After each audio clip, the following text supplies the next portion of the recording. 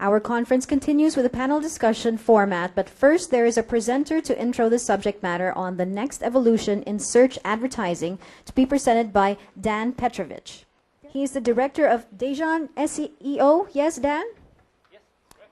Is a search professional from Brisbane, Australia. After graduating from Griffith University with BS in multimedia, Dan established his own company, Dejan SEO, with focus on data-driven strategic consultancy. He keeps in touch with his academic side by continually researching, testing, and publishing his findings and results in some of the most reputable industry magazines today. When not busy at work, you can find Dan lecturing at universities, seminars, and conferences. No further ado, Dan Petrovic.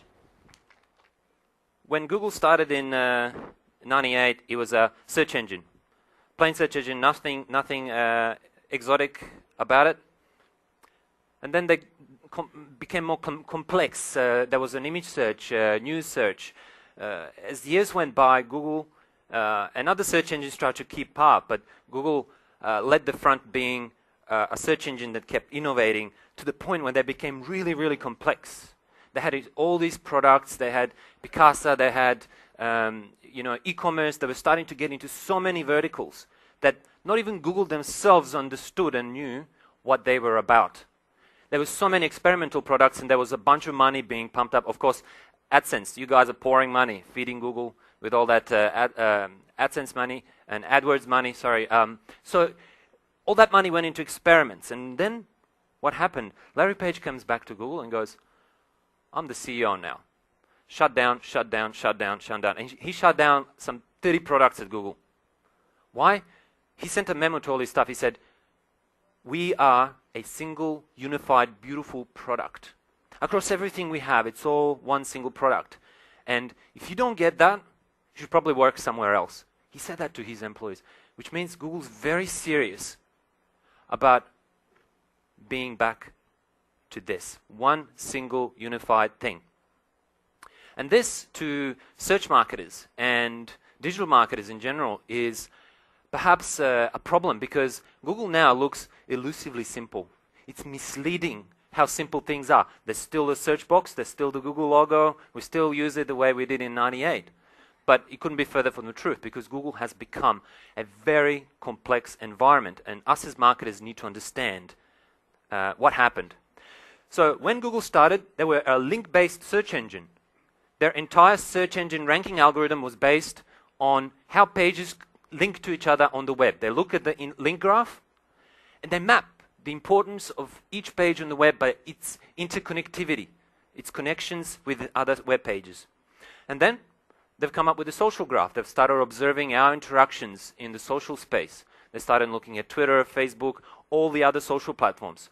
And they said, you know what, that's not enough. We're going to build a social network of our own. So they've come up with Google+, identity service for the web, because they only accept real individuals. So they're looking at explicit social graph and implicit social graph. Explicit meaning I'm connected to you directly. That's a direct connection. Implicit, I may have shared content by somebody who's connected to you. Therefore, we might be related. Google's starting to map humanity in form of a social graph, and this is playing a role in the delivery of their search results. And lately what's happened, and you may have started noticing some interesting things on the side of search results, knowledge graph. They're giving you facts about things. And suddenly, search almost stops and answers start. So search is kind of a dying breed, as interesting as it. Google's mission is to provide answers, not search results. They want to give you as many direct answers as possible. So what do we have now? We've got the social graph, we've got the link graph, we've got the knowledge graph. Each on their own are not quite good enough, but Google's got that sweet spot and perfectly balanced search results catered to all sorts of situations given to the users. And remember, it's all about giving answers, not search results. And this is what Google's heading. My mission is to show you glimpses as to what Google's going to be in the next few years. So many things in interplay: location, device, history, social, language you're searching from. All these things are customer results. So what do you expect to see in the future? Imagine you're driving from location A to location B. And search engine is tracking you through you've got your GPS on, you've got data pack, you're using a GPS to go to a new place. And on your way there, search engine anticipates your arrival and halfway there shows you an ad for a store that you're going to drive past. Contextual advertising at its best. So it's tracking it knows your device, it knows all sorts of things about you, it knows your connections, and now it knows your location, knows your future direction, and it's targeting you based on your travel vector. Imagine that. So another thing that's happening is voice search is already here. The conversational search. How many people here are actually using conversation search? Have you seen that in action and how it works? Not many by the sounds of it. So we're going to show some examples of that. And now we can expect to have results before researching. How is that possible? There's a patent in Google that you might just press a button on your phone or shake your phone or give it a signal and it'll feel what you may need at that point in time and it'll give you the answer for it. It's a zero parameter search. You're not even searching, you're getting answers. So how does it work? So natural language processing. Natasha from my office, she's searching, she's saying weather. Google knows where she is, so Google goes, yep. She just said weather. She didn't say Brisbane. But it's saying, taking voice input, getting voice output, saying it's 22 degrees in Brisbane and here's the weather forecast. It's speaking back to her. It's location aware. And then she says one word. She says Manila. And Google's giving you voice results and printing the results on the screen, but it's not saying, here's some information about Manila. It's giving her weather results. So Google's actually capable of having a continued conversation. You guys should try this, because this is something that's coming up. Search engines are becoming intelligent. That with the knowledge graph, that few neurons are firing up. They're trying to understand the world around themselves. And some exciting things are about to happen. So conversation is adjustable. Last night at the dinner, I gave an example. Try searching this. Say into your Google now, say, how old is Jesus? And the search engine will say, Jesus Christ was 33 years old when he died. That's from knowledge graph. Then what I said, who was his dad? That's a bit of a funny question because he technically didn't have a father, but the answer came, Joseph. But it's not the answer, it's the fact that I said, who was his dad? I didn't say who was Jesus' dad. I said, who was his dad? Google remembered the previous search and continued discussion with me. He said, Joseph. I said, where was he born? He said, Bethlehem.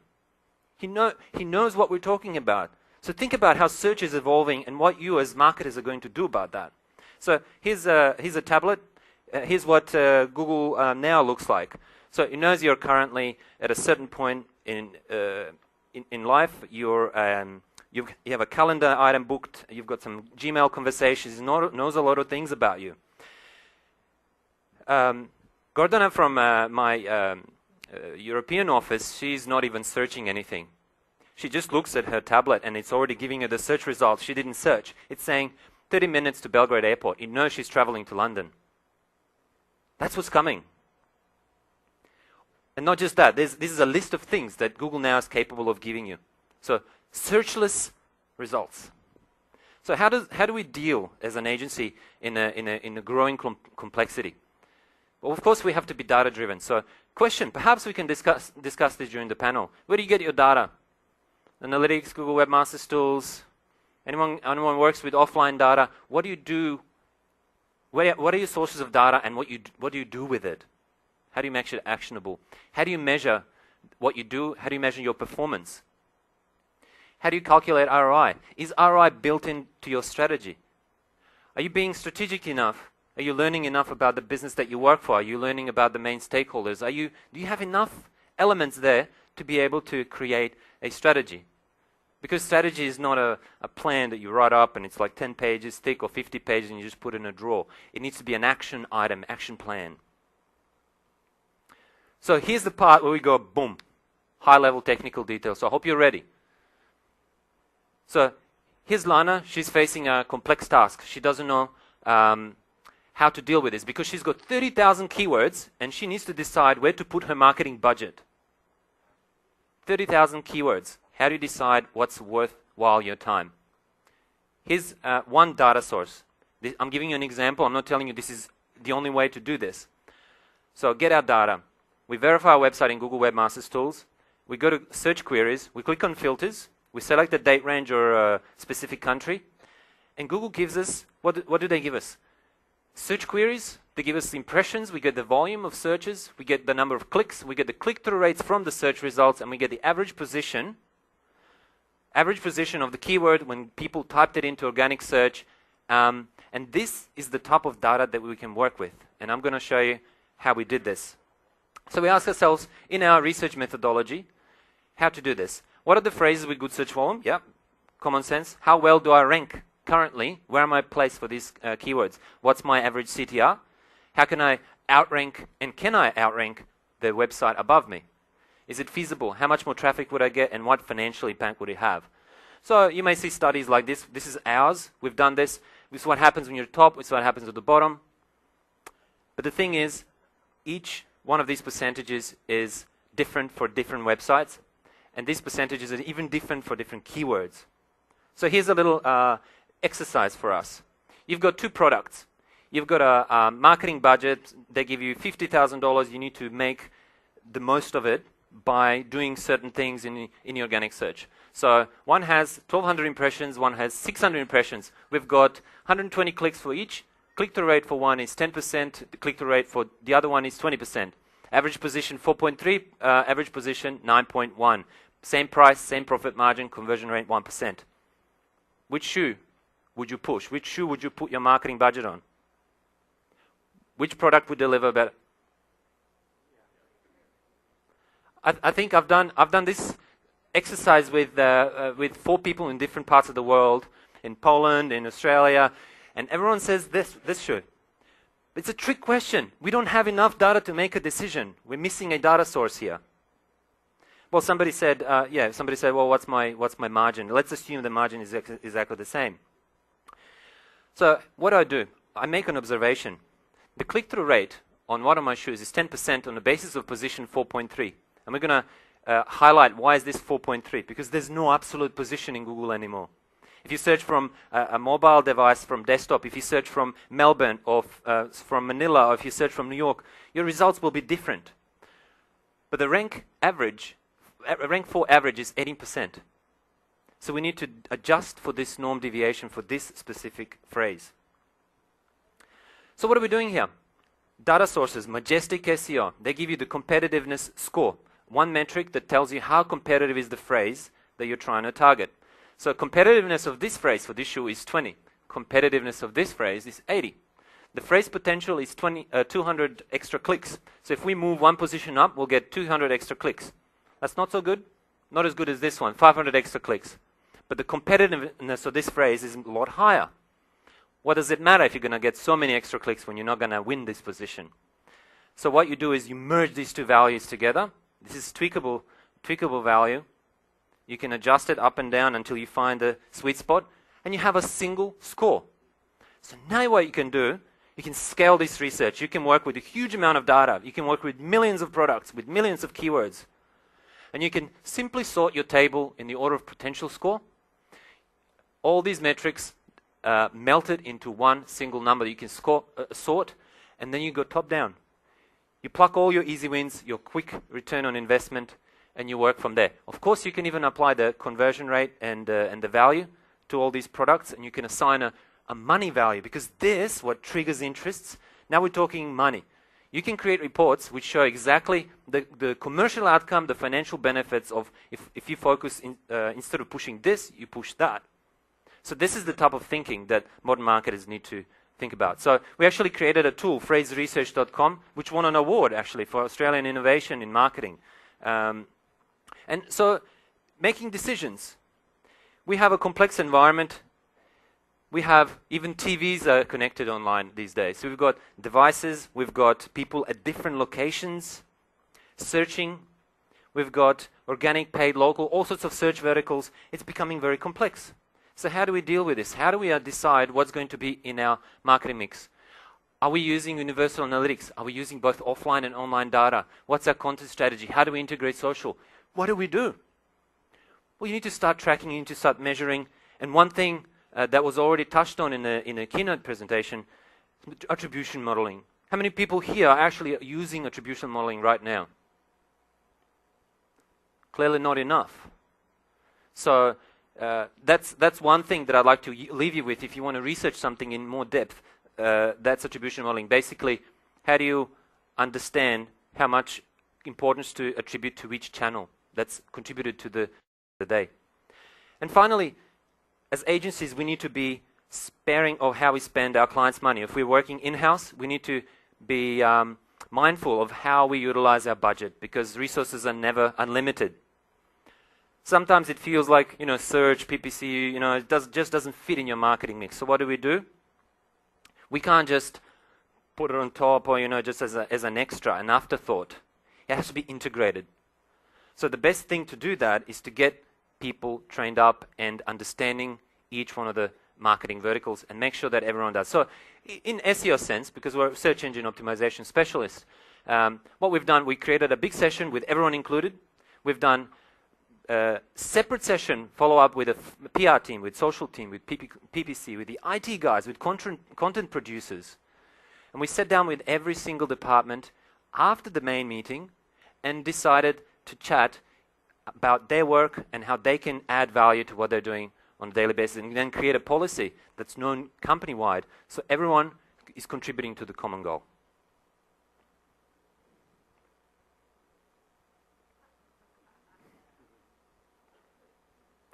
Well, that's the end of the presentation. I think we're good to start with a panel. Thank you very much. Thank you very much for that, Dan. And at this point, we'd like to also have other experts join the panel. Anton Sheker, and I think it'll be moderated. Yes, we could give Anton a round of applause as well. And this will be moderated by Tof Salcedo. And we can give him a warm round of applause. I know people are starting to get hungry, but we have this panel discussion, and then we have one more talk before lunch. Are you all okay for microphones? Are there 3 there? Well, okay. Dan has one. Hello. Off Okay, you good go. morning, everyone. Again, I would just like to take this opportunity to express our happiness that finally, we are, as an industry, we are giving attention to search marketing. We're trying to understand how it works, how it is evolving, and how it can actually impact our bottom line. So now, we should start by maybe asking Anton about his feedback or reaction about Dan's presentation, not really whether he agree or disagree about the presentation, because it is what really is happening. Maybe his thoughts of the efforts of Google becoming a better search engine. That is, like, according to Larry Page, they want to have a product, a single unified, beautiful product across everything.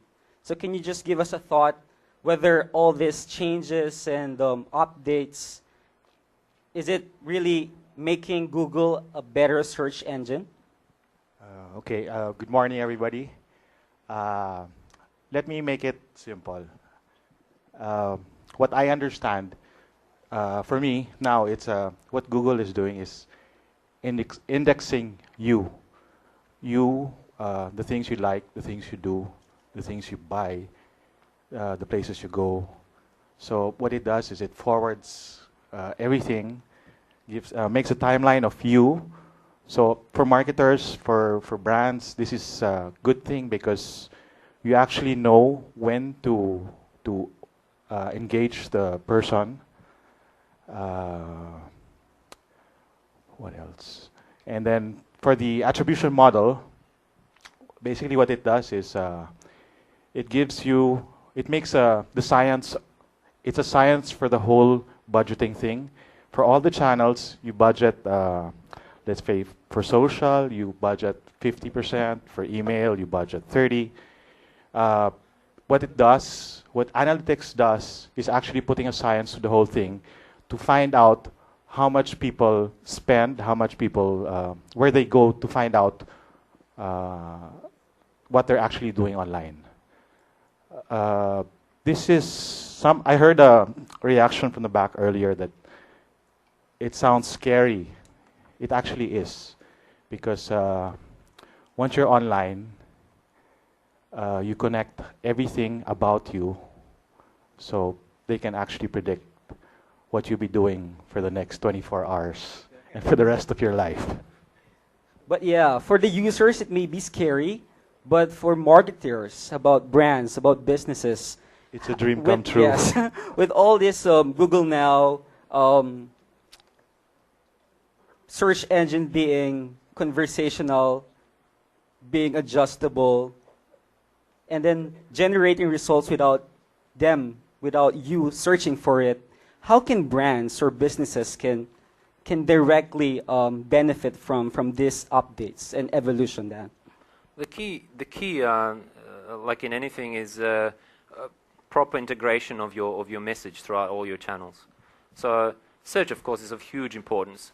It delivers that step in the conversion process. But in an environment, well, I have to say, if you're in an information business, you have a little bit of a problem, because what happened to the weather websites now? You say weather and Google gives you results. So there are some businesses that are in true jeopardy because of the advancements. Remember those websites where you can go to look up your IP address? What's my IP address? That's what's myip.com. What do they do now? You type in IP address or IP or my IP in Google, and it just prints your IP address. It just gives it to you because they know what it is. Your conversions, translation websites, they're done. So yes, some verticals are in trouble, but how do we tackle things like when Google displays knowledge graph results? Knowledge graph results are going to complement search. They're not going to replace it. They're usually being triggered for informational searches. So for example, if you're selling Nike shoes, if you type in Nike, yes, you're going to get that knowledge graph on the side, and Google Now might go give you the straight result. But if somebody uses a search query that's geared towards, if it's not navigational, it's not informational, it's geared towards a purchase, they're going to understand that Google's getting pretty sophisticated at understanding user intent. So you need to make sure that you're across all these platforms. How do you enter knowledge graph? Does anyone have an idea? How do you get that bar on the side? You know, that little information. Where's that source of data coming from? Well, for once, Wikipedia is one source that they use. Wikipedia, a frightening situation. Anyone can go in and edit your company details in there, and that's going to display as a fact to all the people searching. Think about that. All right, thanks, Dan. How about Anton? What are your thoughts about that? How can brands benefit from all of this Actually, improvement? one and of the evolutions? advantages now is that spam is gone. Everything is filtered. The relevancy of the content is actually there. So brands are already advantaged because they already have established themselves. So that's the biggest advantage for the brands. For the small companies, it gets harder and harder. It's at the end, it's just really the big companies that will survive. Do we have a question from the audience? Okay, if none, let me ask another question. Okay, yes, ma'am.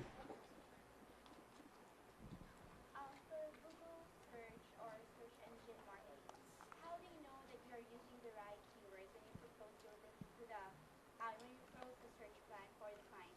How do you know that these keywords are right for your campaign? How do you know that these keywords would be the most searched keywords, and then if there are keywords that the client wants to integrate in your proposal or search plan, but when the search specialist is looking for it in the tool and it's not found, what's the best strategy to compensate for that discrepancy?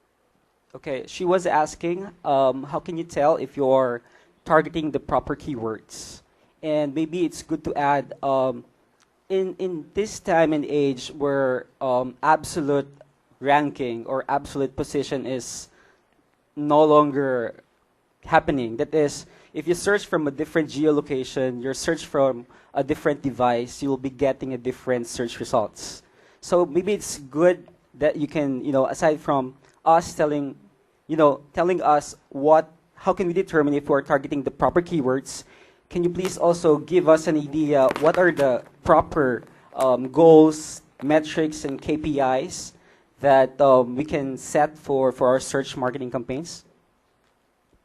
Well, here's one example. I love to integrate all my sources of data.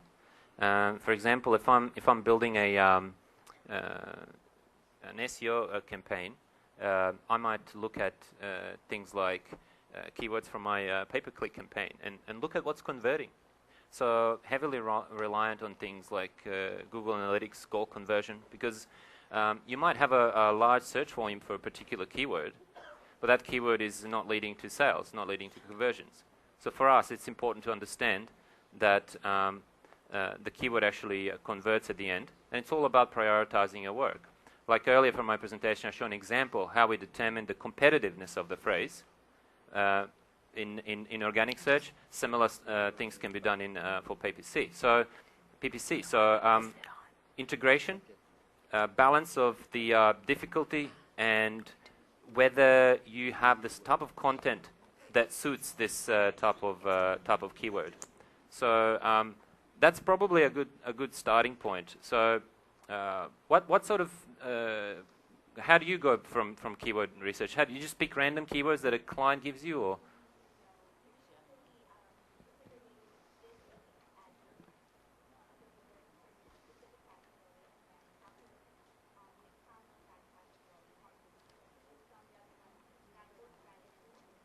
Are we talking e-commerce? Okay.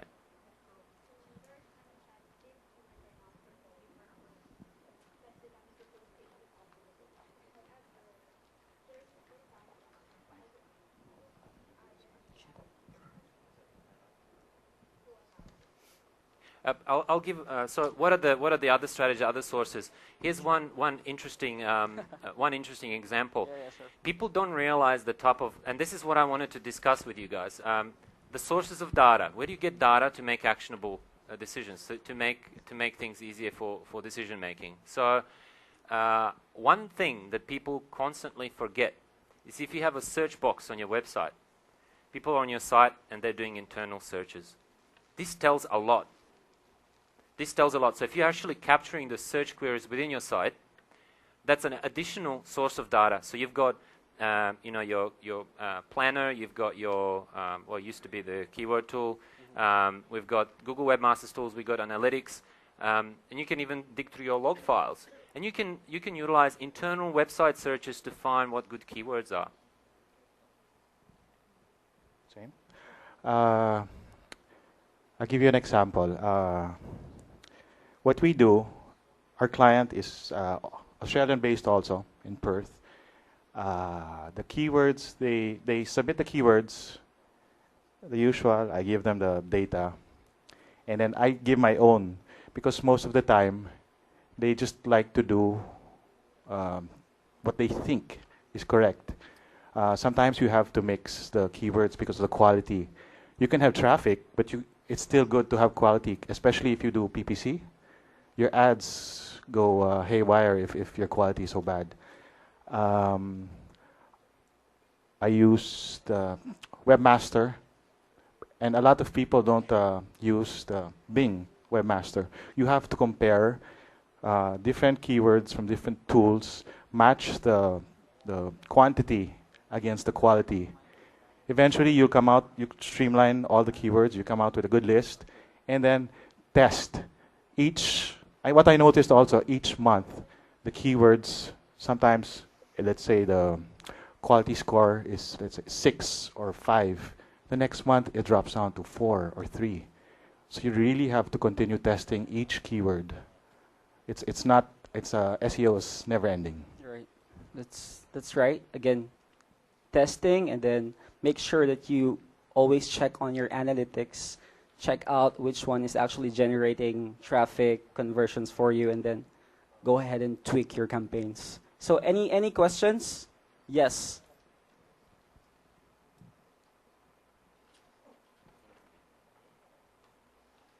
Hi, I'm Paul from HPay. My question would be, can you share us what next generation would be for, especially for an e-commerce website, especially when you have so many products or SKUs? What do you mean by next generation? I mean, how will the search engine treat the e-commerce businesses, or I think I What? understand the Okay. question. So you've got a bunch of SKUs, and it's this. You've got what's your source of the products? Is it from the manufacturer? The Yes. data for the product. Yeah. Most likely to be in-house in the company. Yep. In the company, so you write your custom titles and descriptions for all products. Basically, Oh, yes. Okay, so that's a good thing. That's a head start already in what most people are doing, because what we're finding is that people typically get all their how many products are we dealing with? How many SKUs? Around 2,000. 2,000. So that's a fair amount of writing to do. Yep. Yeah. I'm having problem when it comes to um, most of my when it comes to search. Companies or e-commerce website are getting my images or pictures of coming from my site. So Yeah. can you suggest something? Have you tried DMCA? Yep. Not yet. Not yet. Not yet. It's probably the most direct way to handle people breaching your copyright and getting File your a content. takedown notice. All right. They have to comply. There's Okay. no way they can get around that. Yeah. One problem we have is that most online stores, e-commerce shops, they have very similar, exactly the same information. So one thing I encourage people to do is to dig deeper into the data and try to make their product descriptions and the user experience richer on the landing pages where your products are. So you're saying, what's that next evolution? What do we do with that? I'll give you one example of what we've done. We looked at the internal data that the e-commerce store had, and the client wasn't aware that they can utilize that. So price trends, for example, the change in price over time for this particular product. We introduced this chart on the product page, and we maybe use natural language to describe the situation and maybe recommend now is a good time to buy. So that's one. Customer recommendations, ratings, user-generated content. I know user-generated content is a little bit scary sometimes because people can write all sorts of things. Of course, you put moderation in place, but if you allow that, people can write for you. Rich image gallery show product from more angles, more images, and make sure that content is engaging enough. The descriptions are not just written for search engines, they're written for people. And I think from what you can see, title, image, description, price, that's not good enough. Search engines really want to see richer experience, and they want to reward you with rich snippets. So utilizing schema.org markup to make your products displaying with rich snippets, either using star ratings or price range, using an image, is really the key, because more and more companies will start utilizing that. And when you have you have those 10 results in search, people will click on the one that has more interesting things in it, that catches the eye. Okay. Thank you. okay? I have a Yeah. question. Do you have a problem with duplicate content? Well, basically, what we'll, like for example, we'll going to post something on the site, a new product, okay, and another vendor might just get the content of the image, then repost it in their site. So basically, the content and the links would be coming from the same URLs. Got my, yep. That's why it's good to properly tag Yep. using My, schema.org. my problem will be sharing the same URL, although it would be coming, we just might divert the traffic going to other sites versus going to my Is this site. for one local site? Yep. One local site, and yet you're given Yep. Like for pages. example, Okay. I'll post my product on my website, then somebody will going to post it in Sulit, just for example. Okay, so anything that you might suggest for us to either prevent something like that? prevent copying. Well, I have been a victim of that, and I still have a pending case. Yes, we do. Yeah, so there's no way to do it, but I think the best way is really to the takedown notice, because the hosting company has no choice but to act on the complaint. If they don't act on the complaint, you can actually have them shut down. But here in the Philippines, the problem is the one that steals your data, your photos. Sometimes they're just too small to go after, right? So I guess you'll have to balance out how to do it.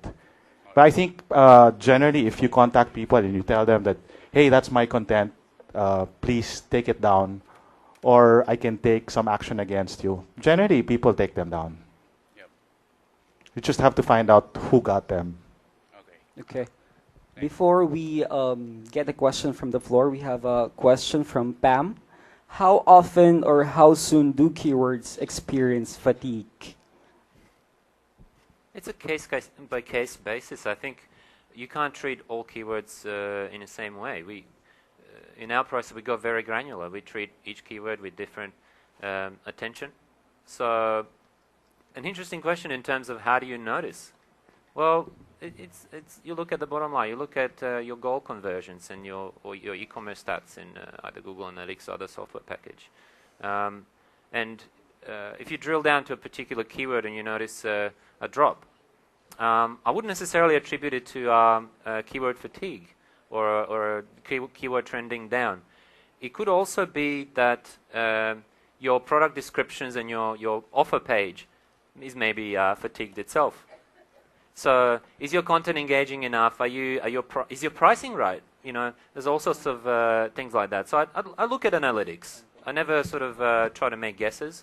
But in this case, to determine if the search volumes are dropping, you can have a look at Google Trends or Google Webmaster Tools and see how things have performed over time. But the important thing is to collect data continuously and never let any data go away. And then you can look at historical information and make your decisions that way.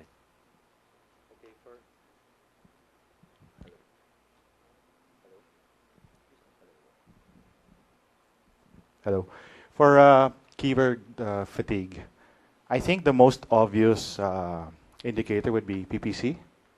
When you start the campaign, if you notice it shoot up, and then over time it just dwindles, as in for maybe 5 times less, or maybe even 10 times less. And then I guess that's the time you have to figure out what keywords to attack. That's why you always have to test the keywords. It doesn't end. It's not a one solution for all. Yes, ma'am. One final question from the floor, and then I have one final question for the two of you. Hello, Dan. I'm Kay. Hi. Hi. Site Interactive. So I'm one of the 3 SEOs here. So yeah, I have to ask you an SEO question. So I think it's too early, but not really too late to ask you this. What are your forecasts for SEO trends for 2014 for next year? Well, aside from disavows, indexes, analytics, changes in analytics as well, and Google. Aside from that, do you see any trending or like upcoming trends for SEOs for next year or next year? Yeah. Before Dan answer that, for the information of everyone, Dan actually made a study. He put up a write-up that is his projection till 2023. So he can be able to truly answer that question for 2014. Yes, I have an article. You can find it in Google. Just search for conversations with Google. If you search that, you'll find the article. And it literally has a projection of how Google will operate until, I think, 2050 even. So at that point, search stops. We just know what we want to know. It's a bit futuristic. But to get to bring us back to the next year, back to the future, 1 year only, 12 months. In the next 12 months, I see some really, really aggressive actions taken against what we thought in the industry were safe practices. So typically, people think, okay, I'll get 10 keywords, I'll try to get to position number 3 or position number 1, I'll do some link building, and the performance of an SEO campaign may consist of how many links you got, what position you're on, nothing to do with conversions, the bottom line, the sales, customer engagement, none of that. It was a very simple discipline, and things happen and you didn't know really why. So one at a time, Google's been cleaning up. They've cleaned up all the obvious spam, blog comment spam, link exchange was next, and then they started looking at sophisticated link schemes. They looked at blog networks. People thought, links help, so I'll build 1,000 websites and I'll link them all to my site, right? And then Google went after them. And now that they've cleaned up everything, they're going, okay, I'm a spam cop, I'm hungry, I need more work. So what am I going to go after? Any guesses as to who's next? What's the highest risk area at the moment? It's guest blogging. People think content marketing is a great idea, but marketers or SEOs have this tendency to oversimplify a concept and just factory line everything, right? So you start having services like mass guest posting, article distribution. Oh my, that's already been and gone.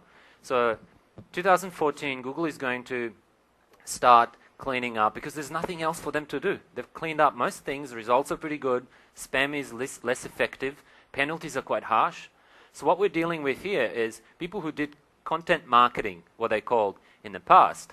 They write an article, and article's kind of like, oh, it's okay, it's nothing special. And then in the author box, where your authorship and everything is, you say, buy Nike shoes. That's in your description. So author boxes, if you have an article and you have the only link on the on that post, you're a high risk item. And what we're going to start seeing is low quality contents being targeted at the moment. 2014, we're going to see Google catch and penalize, do manual action on websites which use manipulative anchor text, manipulative links within high quality posts. You can write an epic piece, 2,000-word piece that's really informative and really good, and you're a well-known author. If you're trying to manipulate through anchor text, you will be penalized. So that's a really, really high consideration. And I think link building industry is all about guest blogging these days. Very high risk item. So if you guys are engaged in SEO process, and if what you're doing is link building, and if link building is guest blogging, if you're doing a blog spam or comment spam or things like that, forum spam, fake profiles, that sort of stuff is history. You should already be penalized. If not, then something's wrong. So that's my prediction as one item that's of high risk and to watch out for. Actually, that was also my nightmare. I had around, I won't say the number, but what I've been doing for the past month is cleaning up all the junk that was done in the last 6 months. All the link wheels, all the... Actually, geometric shapes. Yeah, all the link building. The problem with the Philippines is that when they do link building, they don't do quality link building. What they do is they do the factory style. So they hire a cheap guy, not an SEO yet. So he comes down, he sits down in the office and he goes, so what am I supposed to do? So he's given a list. Okay, you add a link here, the forum, you comment on this blog, you add an article here, there, you try to guest post here. To do that for me, 100 companies is a nightmare because you'll have to clean up your junk, you'll have to disavow, and if you ask the website to take down all those the crap, they don't, because as Dan said earlier, some of them even charge to take down articles. So it's actually now a business. So link building will probably disappear in a few... Yeah, link building has transformed. It's become link earning, which was what was meant to be in the first place. Content development, engagement on social channels, brand advocacy, building fans around the world. Sorry. And making sure that your content is naturally shared and naturally earning links. I can tell you there is nothing more satisfying than you putting your heart and soul into a piece of content, whether it be a written piece or infographics are dangerous as well if you're manipulating with them. But if you have a creative piece or a piece of written content and you really put your best into it, your authorship is recognized. That's another big thing that most of us will have to adopt. And people start sharing it. They link to it. They reference it. Because Google's still a very much link-based search engine. Don't be confused by all this voice search and all this mumbo-jumbo. They still have links at their foundation, and they still have social at their foundation. So all these things still count, except that cheating the system is no longer a viable option for serious businesses. If you can churn and burn, spam is still an option, because you burn one domain, you start another one. You burn that one, I call it phoenixing. So if you can afford that, you can do that. But big brands, reputable companies cannot afford to get themselves in penalty because it's a lot of work to clean up. All right.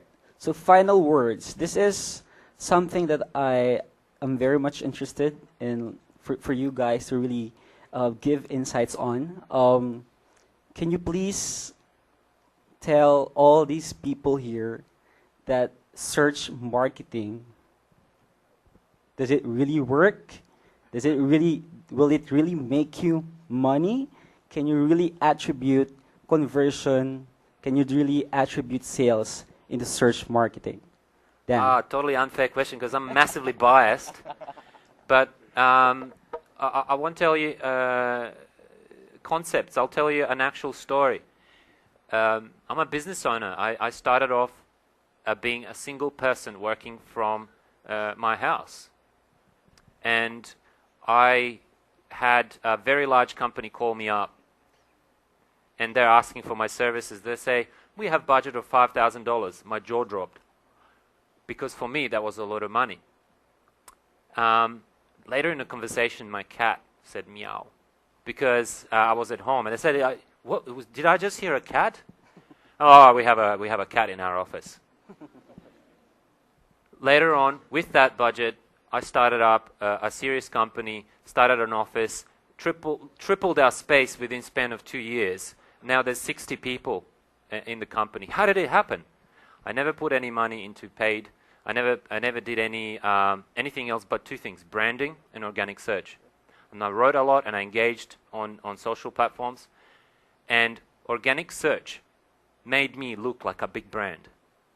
So the name Dejan SEO didn't exist 10 years ago.